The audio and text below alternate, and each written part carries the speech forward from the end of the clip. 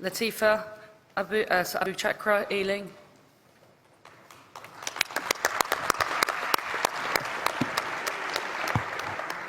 President, Conference, my name is Latifa Abu Chakra. I'm a first-time delegate and a first-time speaker. Thank you. I'm representing the Ealing Division in London, and I begin my address in the name of the Most High. Assalamu alaikum.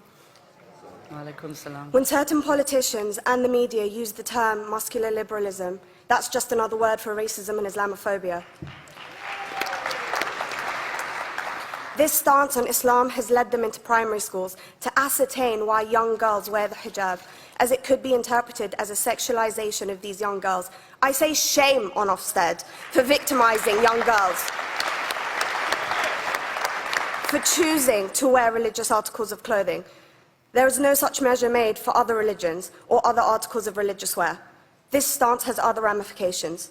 It signals to the British public and emboldens groups such as EDL, BNP, and other fascist and racist groups that women are oppressed by Islam, are made insubordinate to the men that supposedly forced them to wear it, and that it is the job of the British state to liberate us. We reject this imperialistic saviour thinking.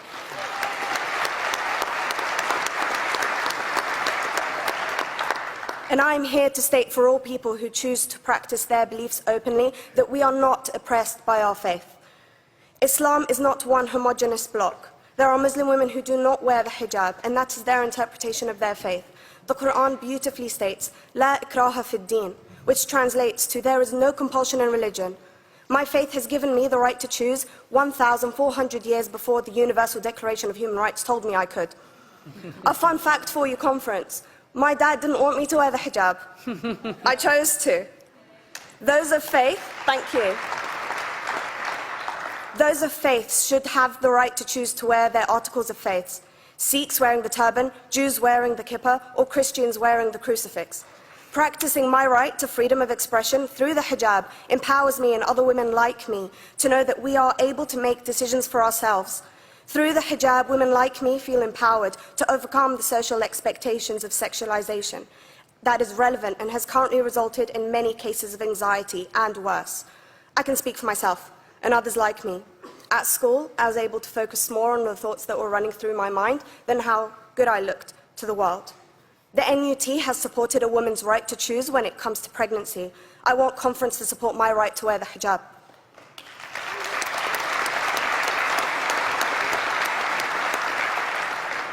How I choose to practice my faith is clearly displayed for all to see.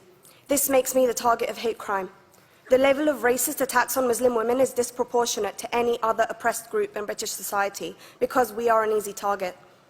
This decision by Ofsted has ramifications beyond the school gates and must be seen in the context of increased attacks on the Muslim community and perpetuates the outdated notion that Muslim women are victims. I was on a trip last year to Hampton Court with my Year 7s, where a man felt comfortable to call me a terrorist. As a Muslim woman, I'm not a victim, so I challenged him. He denied it. I'm sure you've heard of the Punish a Muslim Day. It's been spoken about a few times already this morning. And as a Muslim, I'm actually quite optimistic. They're trying to limit it to one day. That's 364 less than normal.